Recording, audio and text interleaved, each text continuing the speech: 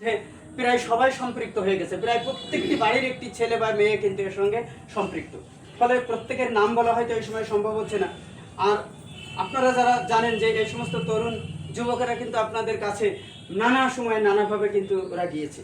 সেজন্য আমি মনে করি যে গ্রামের সবাই, ওরা উদ্যোগী কিন্তু গ্রামের সবাই এর সাথে সম্পৃক্ত এবং সবাই কিন্তু এটাকে সমর্থন করেছে। সেই কারণেই এটা এত দূর অগ্রসর হয়েছে এবং এরকম একটা সুন্দর ভবন আজকে তৈরি হয়েছে, যে ভবন কিছুক্ষণ পর হয়তো আনুষ্ঠানিকভাবে আমরা উদ্বোধন করতে পারবো। তো যাই হোক, এই সার্বিকভাবে অত্যন্ত সংক্ষেপে দু একটি কথা বলছে এই সংগঠনে যারা উদ্যোগী হয়ে যারা অতন্ত্র প্রহরীর মতো কাজ করেছে এই 5টা বছর, তার মধ্যে সবাই কিন্তু তার সর্বোচ্চ দিয়ে কাজ করেছে, অর্থ দিয়ে, শ্রম দিয়ে, সময় দিয়ে, মেধা এবং সততা দিয়ে। তার মধ্য দিয়ে একটু সিনিয়র আহাদ আলী বাসায় শারীরিক দিক দিয়ে আরও বলিষ্ঠ বলে একটু বেশি হয়তো দৌড়াইছে, অন্যরাও দৌড়াইছে তার সামর্থ্য অনুযায়ী, আর সেও তার সামর্থ্য অনুযায়ী দৌড়াইছে, কিন্তু তার সামর্থ্য একটু বেশি বলে জোরে দৌড়াইছে, একটু বেশি দৌড়াইছে।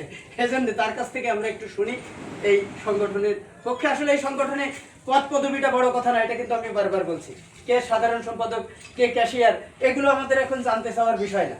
সবাই মনে করতে হবে সমান অংশীদার, আপনারাও আমরাও সবাই সমান অংশীদার।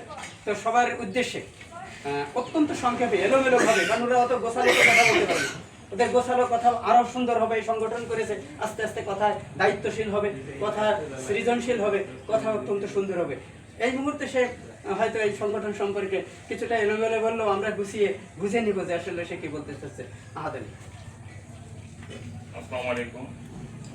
আজকের এই ভবন উদ্বোধনের অনুষ্ঠানের সম্মানিত সভাপতি এবং তারা আমার বিশিষ্ট ব্যক্তিবর্গ উপস্থিত আছেন, সবার প্রতি কৃতজ্ঞতা জানাই।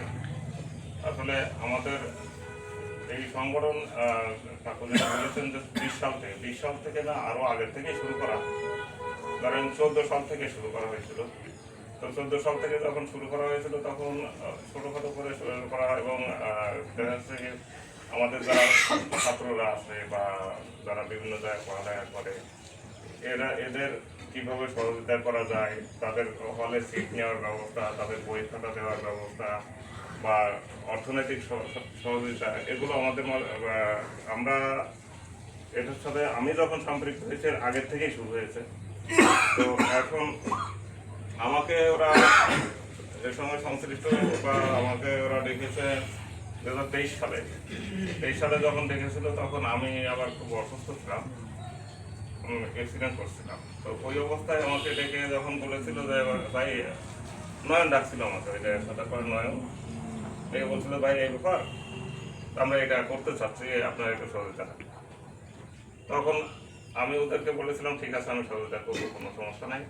তো সেই থেকেই আমরা এটা শুরু করছি এবং ওই বছরই আমরা একটা ইফতার পার্টি দিয়েছিলাম বাহাদুরপুর স্কুল মাঠে, পূর্ব মাসনা স্কুল মাঠে। ওইখান থেকে আমাদের মোটামুটি পথ চলা শুরু হলো এবং মোটামুটি পরিচিত পেতে থাকলো।